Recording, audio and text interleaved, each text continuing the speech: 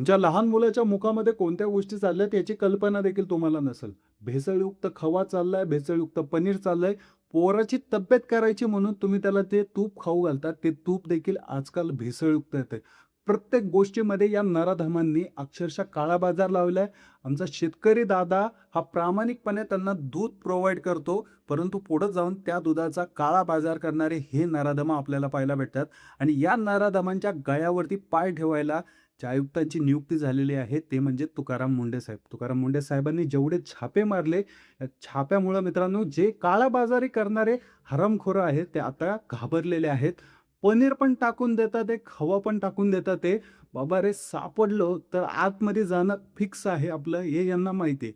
मित्रांनो सर्वात मोठा प्रश्न इथं उपस्थित होतो, की कामं फक्त तुकाराम मुंढे साहेबांनीच करायचे का? बाकीचे अधिकारी आतापर्यंत काय करत होते?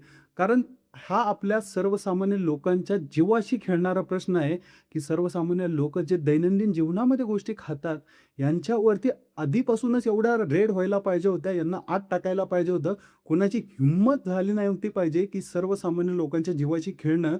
परंतु हे आधीचे अधिकारी काय करत होते?